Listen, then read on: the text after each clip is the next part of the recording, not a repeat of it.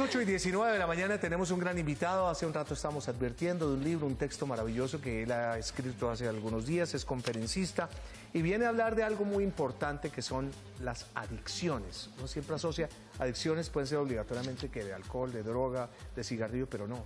Las adicciones son un tema muy complicado y complejo en el mundo. 410-7325 es la línea telefónica para que ustedes vayan teniendo en cuenta si de pronto quieren preguntarle algo a este escritor y conferencista invitado que se llama don Juan Carlos García Abondano. Le damos un aplauso a Juan Carlos que hay. Juan Carlos, bienvenido. Juan Carlos, bienvenido. Gracias. Bueno. No le apliqué la terapia del golpe porque todavía no la hemos presentado. Todavía no le tenía la confianza. ¿Cómo estás? Bien, muchas gracias. Sí, muy bien. Nos agrada mucho que estés aquí acompañándonos en el programa. Gracias. Tú dictas conferencias terapéuticas en este momento, además de tener los libros. Sí, mira, yo me dedico básicamente, bueno, primero que todo a escribir, eso es lo que más hago y más me gusta hacer. Tengo un libro, en este momento tengo un segundo libro en proceso de edición y pues es básicamente mi fuerte. Adicionalmente a eso y a raíz de eso he comenzado a dictar conferencias, he estado en charlas, conversatorios, porque pues es un tema que realmente tiene una vigencia importante y pues más con todo lo que está sucediendo en el país, ¿no? ¿Verdad? Correcto. Juan Carlos, este es tu primer libro, Adicción, efectos colaterales.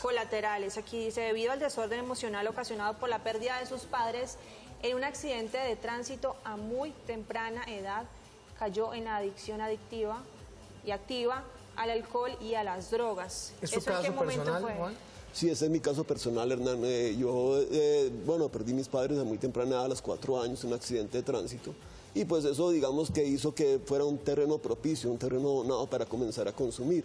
De hecho, una persona, pues hoy en día trabajo también con niños huérfanos, que además que es una experiencia maravillosa. Pues una persona que tiene unas circunstancias tan particulares hace que la vida se vuelva muy particular. Entonces, en esencia, creo que fue un terreno propicio y abonado para consumir alcohol y comencé consumiendo alcohol, drogas posteriormente y pues caí en todos los excesos, por ponerlo de alguna manera. Pero finalmente eso fue lo que ha hecho que yo haya podido, primero pues salir de esos escenarios, afortunadamente, gracias a Dios. Pero pues adicionalmente también he podido tener la oportunidad de explorar estos mundos y estos submundos a los que lleva el alcohol y las drogas, ¿no? Sí. No solamente el alcohol y las drogas, porque finalmente hay otras, o sea, yo creo que la adicción es una y tiene muchas manifestaciones distintas. Se puede manifestar, yo puedo dejar de consumir alcohol, pero puedo convertirme o, digamos, intentar evadir la realidad con otras sustancias, ya sea químicas, o sea, me refiero al alcohol o las drogas, o unas sustancias químicas que genera el mismo cuerpo, el mismo organismo es realmente el productor, el que produce esas sustancias, ¿no? Juan, no vamos a entrar en detalles sobre su historia, que ya más o menos ha entrado en contexto sobre todos esos momentos difíciles de su vida, pero muchas personas a veces que caen en circunstancias similares por problemas, etcétera, etcétera, a veces les es difícil levantarse y se quedan como en esa olla, no pueden salir. En el caso particular suyo, ¿cómo hizo? ¿Cómo hizo para sostenerse algo y salir adelante? Mire, eso realmente requiere un esfuerzo importante. Requiere un esfuerzo importante porque finalmente se presentan dos ideas distintas. Una que es aprender a pedir ayuda, que es muy difícil. Pero en otra que es más difícil, que es dejarse ayudar. Sí. Son dos cosas muy distintas. O sea, pedir ayuda, mucha gente pide ayuda, mucha gente quiere, o sea, mucha gente vive arrepentida de lo que hacen, ¿no? Mucha gente, bueno, generalmente en un guayabo todo el mundo se arrepiente de lo que hace cuando ha hecho cosas que no debe, ¿sí? Pero yo nunca lo vuelvo a hacer, pero no hay un verdadero proceso de interiorización y cambio, ¿no? Sí, o sea, mejor dicho, si no hay cambio, no hay nada. No hay nada. Y lo que hay que hacer para cambiar, lo que sea necesario. Pedir ayuda, buscar las ayudas apropiadas y las ayudas que finalmente lo puedan conducir a uno interiormente a salir del estado, porque es que es un estado interior, se manifiesta en el alcohol, en las drogas, pero es un estado interior en el que realmente se habita. Juan Carlos, yo creo que en cada uno de los hogares colombianos habrá por lo menos un familiar que ha pasado por alguna clase de adicción, bien sea drogas, alcohol o adictos al dolor, adictos al sexo. Son muchas las variantes, como estabas diciendo, de las adicciones, pero además de pedir ayuda, ¿cómo logran salirse de ese mundo oscuro en el que entran? Y no llegar al punto de dejar el hogar, dejarlo todo tirado, dejar el trabajo y terminar de pronto en una olla. Mire, acá el problema es que se piensa que el adicto es la persona que tiene el problema, ¿no? Pero no es así. El problema es que es un problema sistémico. La familia está enferma, el sistema familiar se comienza a enfermar.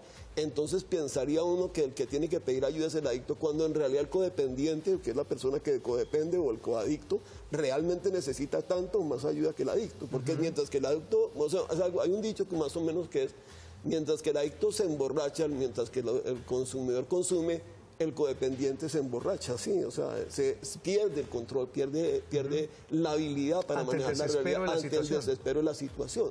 Entonces, digamos que se vuelve un adicto al adicto, y finalmente un adicto al adicto resulta siendo un adicto. Claro, Juan. Al final del día, ¿no? Le voy a poner un ejemplo que tuve la oportunidad de recibir de un conductor de taxi en algún momento que empezó a hablar conmigo y me contó un poco su historia acerca de un hermano. ¿Sí? Un hermano narcodependiente, fármacodependiente mejor, que ha estado de manera recurrente haciéndolo. Vivió en el Bronx, lo recogieron, lo mantienen en la casa, pero vuelve y se escapa.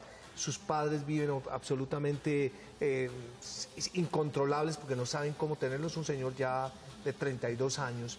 Su hermano le ha tratado de dar la mano, ayudándole con el trabajo, pero ha sido infructuoso. De manera recurrente, él vuelve y cae.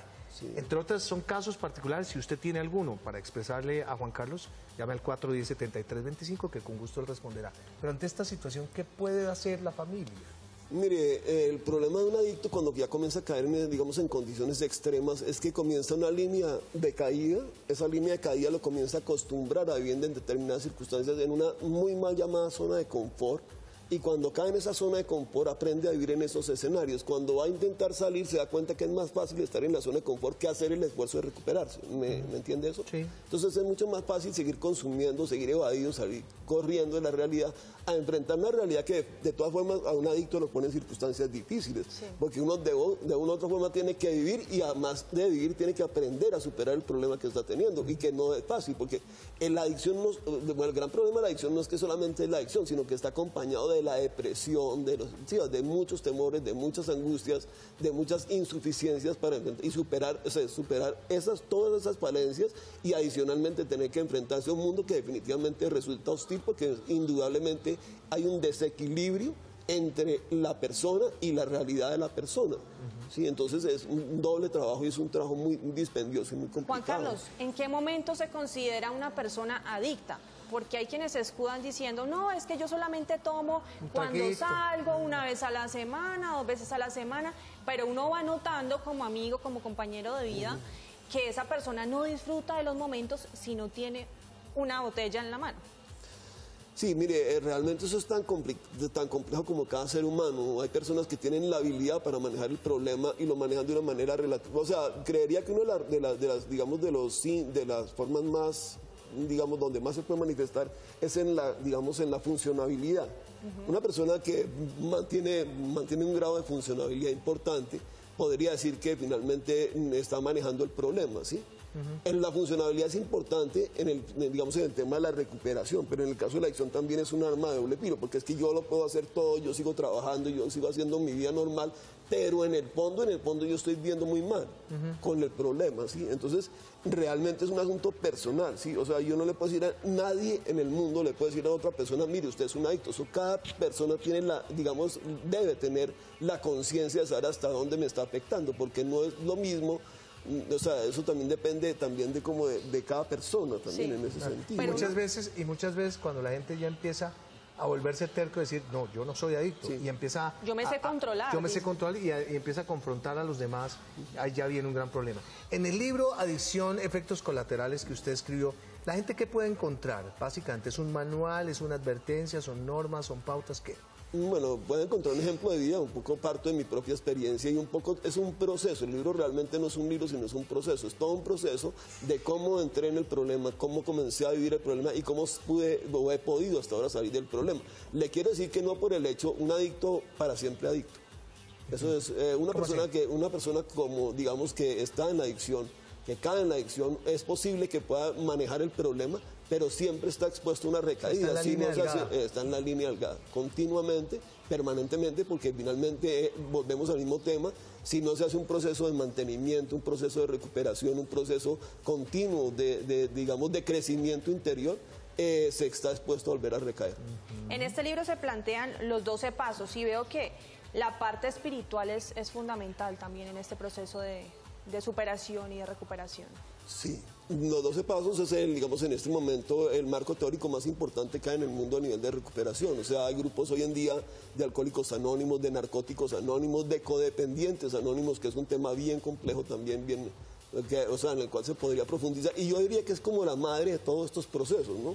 Porque volvemos, o sea, todo esto se gesta, digamos, en un ambiente familiar, ¿sí?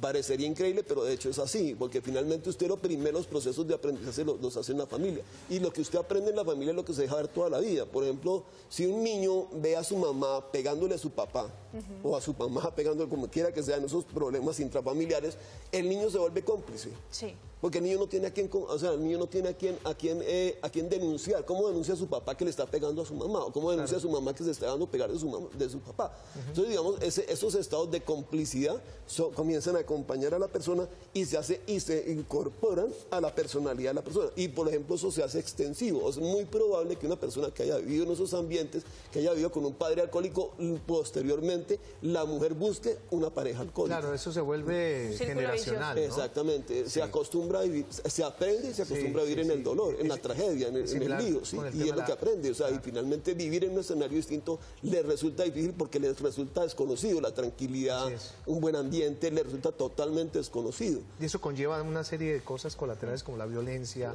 la depresión, la ansiedad, etcétera, etcétera, ¿no? De ahí surge todo, finalmente, que entonces volvemos, usted trascienda un poquito más, dele un paso más a eso y se convierte en un sistema social enfermo, porque es que usted esa complicidad la lleva a un paso más adelante. Eso quiere decir que son de esos niños, pues digamos, en escenarios como las favelas, como las comunas, como, bueno, en todos esos escenarios, son niños que vienen de aprender a vivir en la complicidad, y esa complicidad se comienza a dejar ver, y obviamente son el terreno propicio, el terreno donado para los sicariatos, para el asesinato, bueno, para todo. O sea, un niño en esos escenarios a los 9 años ya ha consumido, o sea, primero porque lo primero que hacen esos sistemas es robarle el instinto de conservación a los niños. Al consumirlos vuelven consumidores y le roban el instinto de conservación. Pues bueno, Juan Carlos García Abondano, muchas gracias por estar con nosotros en el programa.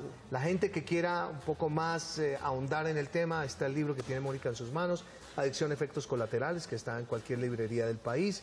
Vale la pena tenerlo de todas maneras, haya o no adictos en la casa, como una advertencia. ¿Y sus conferencias, dónde lo encuentran, Juan Carlos? ¿Usted a través de las redes o cómo? En este momento estoy dedicado, básicamente, estoy levantando un proyecto, estamos queriendo llevar este proyecto al cine, ¿no? Sí, sí, estamos trabajando seriamente en un proceso para llevarlo a volverlo una producción cinematográfica. ¿Y a usted cómo lo encuentra para alguna conferencia? En este momento, a través de mi celular, es 313-319-2559. 313 319-2559. Juan Carlos, gracias. Muchas gracias. Rico verlo, muchas gracias y todos los éxitos para su libro.